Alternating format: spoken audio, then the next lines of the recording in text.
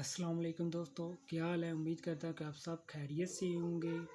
ایک دن کلاس میں استاد نے بچوں سے سوال کیا کہ ہمارے کتنے گردے ہوتے ہیں۔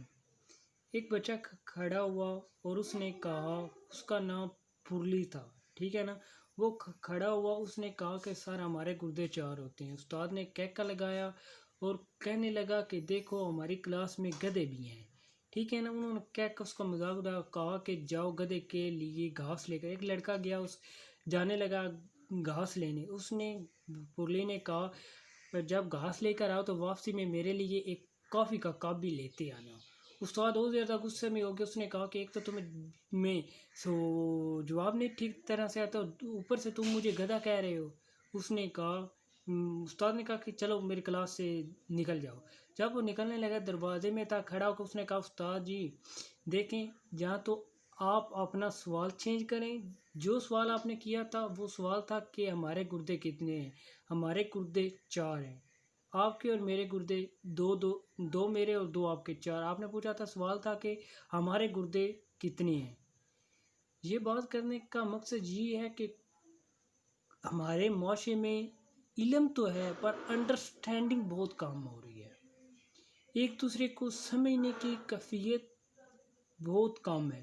وہ استاد نے سوال کیا کیا کہ ہمارے گردے کتنے ہیں؟ ہمارے گردے 4 ہیں۔ جہاں تو استاد کرتا نا سوال کہتا ہے کہ تمہارے گردے کتنے ہیں، تب تھا 2۔ استاد نے سوال کیا ہمارے گردے 4 ہیں، پھر بھی اس کو ناراض ہوا اور اس کو کلاس سے باہر نکال دیا، ٹھیک ہے نا۔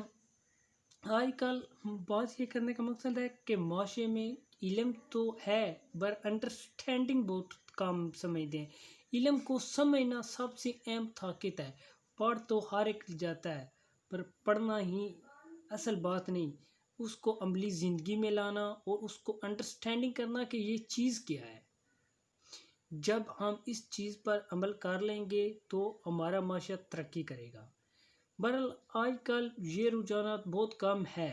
آج کل ہر گھر میں 1 نہ 2 3 تعلیم یافتہ ضرور ہیں، بہرحال ان میں تعلیم یافتہ صرف ہیں، ان میں عملی زندگی میں اس چیز کو بہت کم لوگ لا رہے ہیں۔ آپ نے دیکھا ہوگا کہ آج کل گریجویشن تو ہر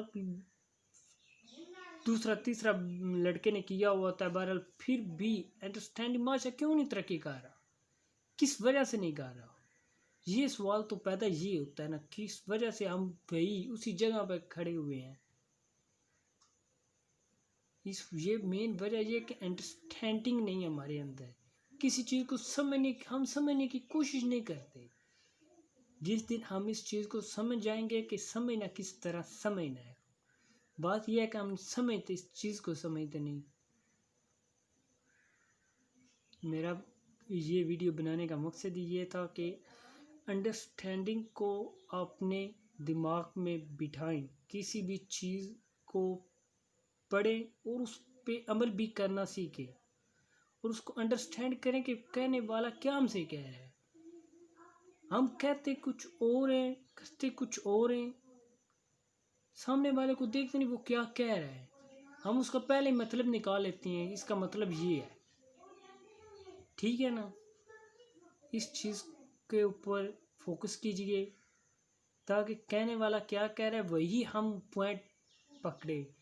وہ کہنے والے کا پوائنٹ کچھ اور ہوتا ہے اور ہم لوگوں کا مائنڈ میں کچھ اور چل رہا ہوتا ہے، ٹھیک ہے نا۔ ہم انڈرسٹینڈنگ نہیں کرنے کی کوشش کرتے، وہ استاد کی طرح۔ استاد نے سوال کیا تھا اور جواب کا طلبگار کیا تھا، وہ جواب کیسا چاہ رہا تھا۔ جب ہم انڈرسٹینڈنگ کریں گے نا کہنے والا کیا کہہ رہا ہے اور ہم نے کیا جواب دینا ہے، تب جا کر ہم کچھ انڈرسٹینڈنگ کر سکیں گے۔ آج کے لیے اتنا ہی، خدا حافظ۔